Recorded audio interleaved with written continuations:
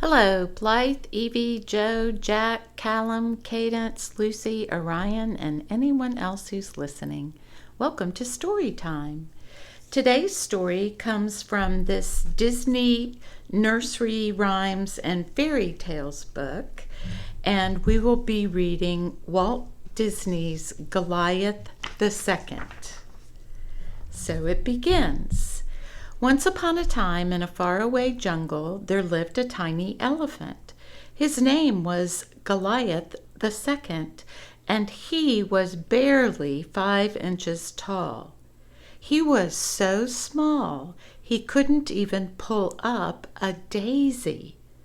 "I'll never grow up," said little Goliath sadly. "I'll never be a giant elephant like my father." His father, Great Goliath I, was leader of the elephant herd.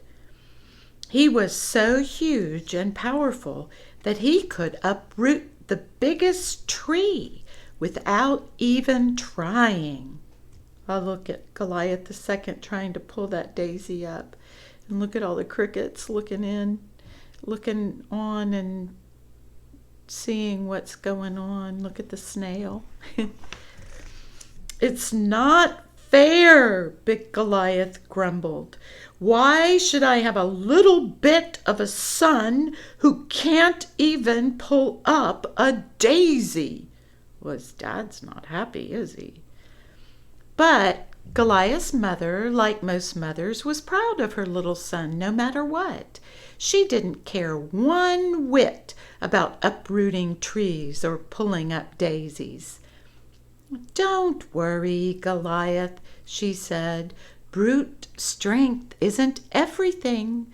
You'll amount to something one day. Just wait and see." Raising such a tiny son in the dense and savage jungle was a big problem.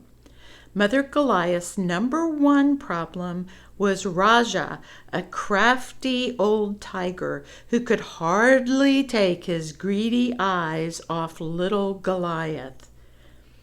"I've always been curious to taste an elephant," said old Raja, "and now at last I've found one that's bite size." But Goliath's mother wasn't taking any chances.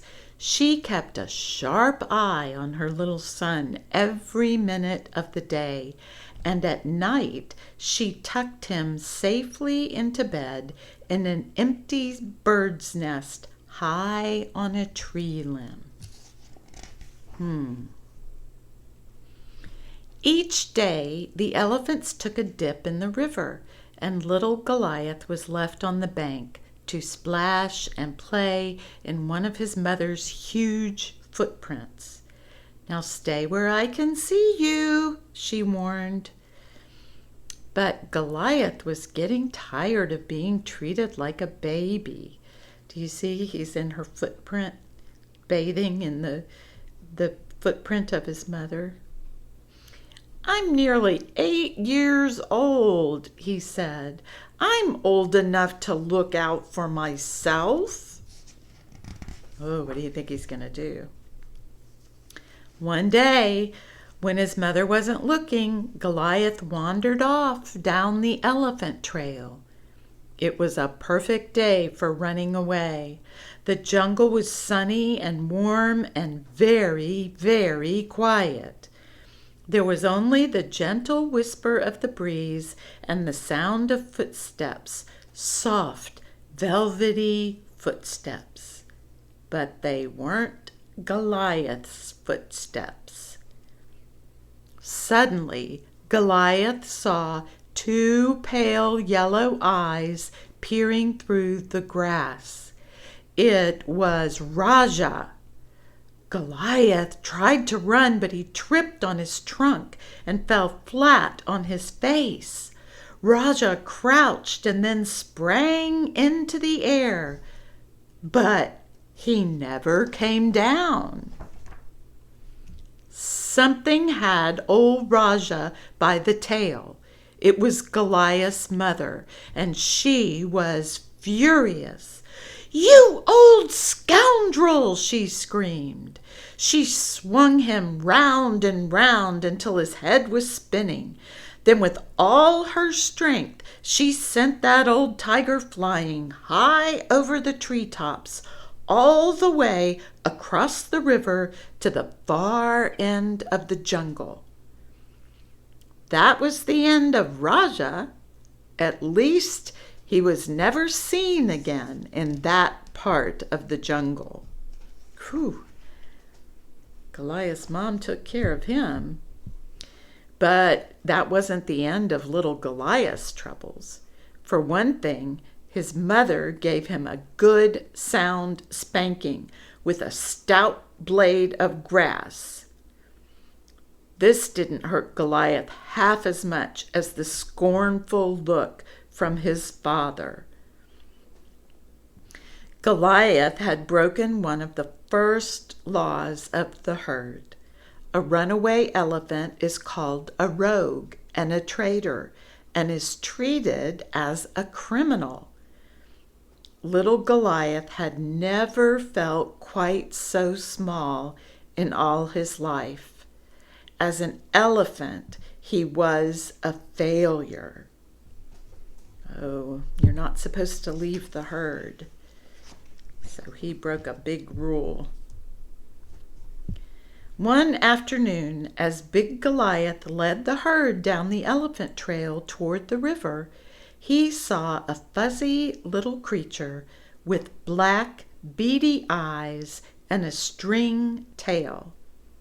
"Mouse!" cried big Goliath. "It's a mouse! Run! Run for your lives!"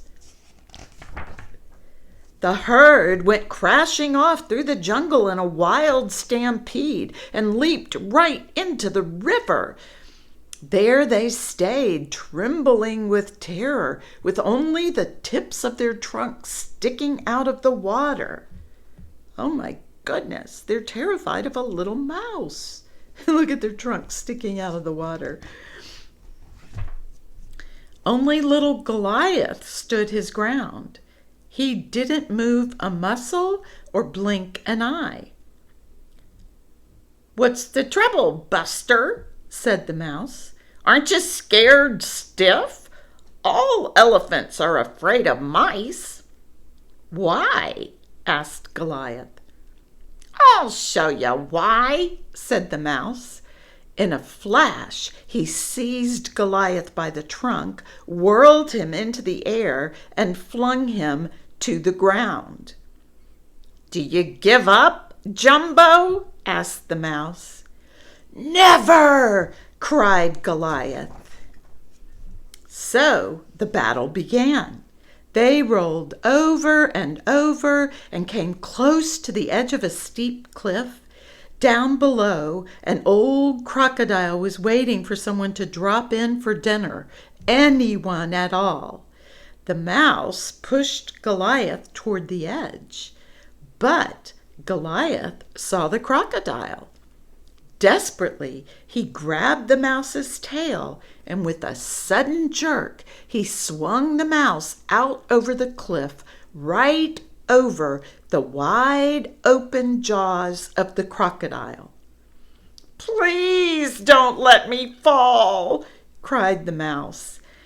"I give up. You win, old pal. Okay?" "Okay," said Goliath, and the battle was over. As a reward for his great victory, Goliath was given the very highest position in the elephant herd, a place of honor on his proud father's head. Happiest of all was Goliath's mother. "I always knew you'd amount to something one day," she said proudly. The end. So you see, it doesn't matter how big or how small you are. We all have something we can do to make life better. I hope you remember that. I hope you like that story.